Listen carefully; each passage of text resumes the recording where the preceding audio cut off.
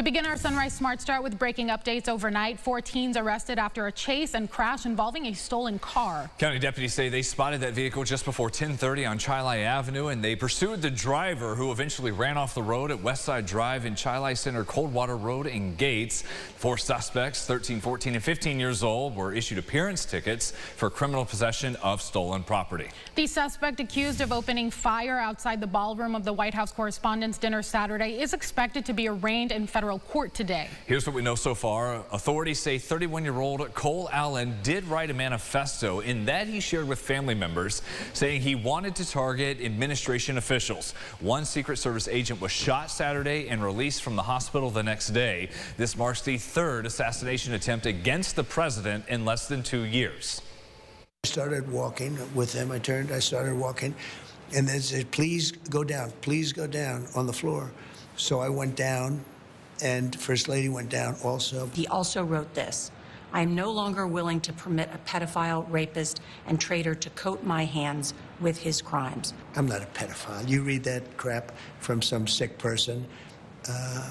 I got associated with all stuff that has nothing to do with me. You should be ashamed of yourself reading that. Authorities say the teacher from California, this suspect, boarded a train from L.A. to Washington Tuesday, checked in at the Hilton Hotel Friday. He's facing at least 2 charges that could include using a gun during a violent crime and assault on a federal officer using a dangerous weapon. The response we heard immediately after from leaders around New York. The governor, Kathy Hochul, shared a post later that night saying she is thankful for the swift response by law enforcement as well as the agents at the dinner, saying she's praying for the safety of all of those who were in attendance. Senate Minority Leader Chuck Schumer had a statement that night saying, I'm grateful for the quick response from law enforcement, and he's praying for that everyone remains safe. Jury selection begins today for the man accused of killing his co-worker at the Wegmans warehouse last summer in Gates. Police say 33-year-old Kyshawn Green shot and killed 25-year-old Jameer Ridley Smith at the distribution center on Brooks Ave in July.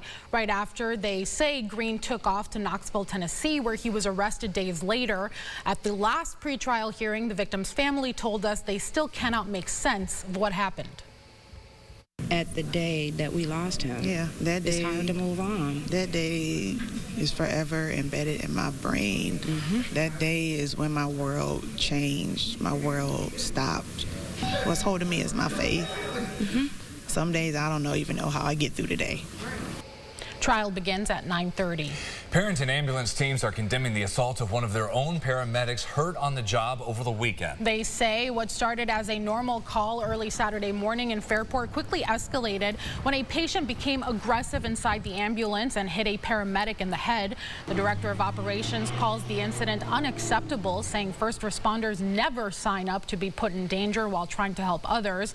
The paramedic was taken to the hospital and released a few hours later with minor injuries. First responders say the impact goes beyond just one person.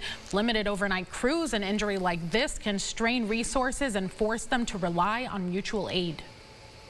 We have 2 crews on at night, and when one of our providers is injured, then it takes that crew member out. Our crew chief then has to go, and that leaves a gap, and we have to rely on our mutual aid then. Violence against first responders is a real threat, and it's a scary threat for these guys. They don't expect it. They're here to help. They're here to provide care. Parenton Ambulance says it's working with police in Fairport and charges are expected. For now, the focus remains on protecting crews as they continue serving the community. Sunrise traffic here at 6:52. Your final forecast in just a moment. As you see all the sunshine, we're getting all ready and we'll rebound in the temps. A traffic alert, just a heads up.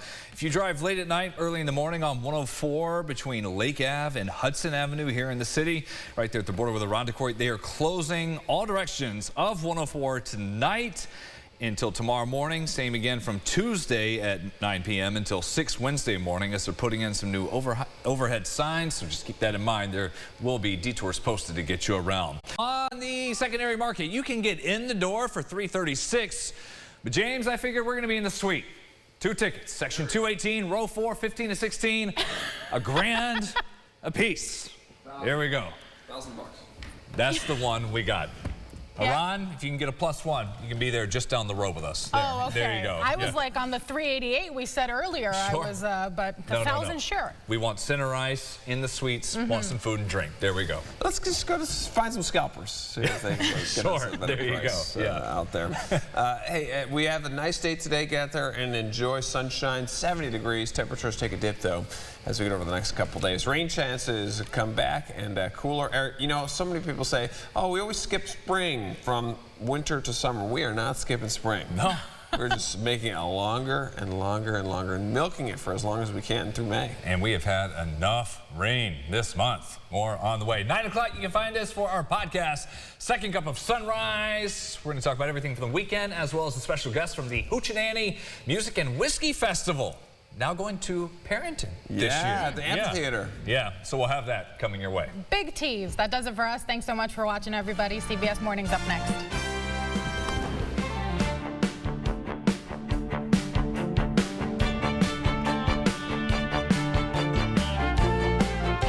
Follow News 8 wherever you are on RochesterFirst.com, Facebook, X, and on our app for news and weather.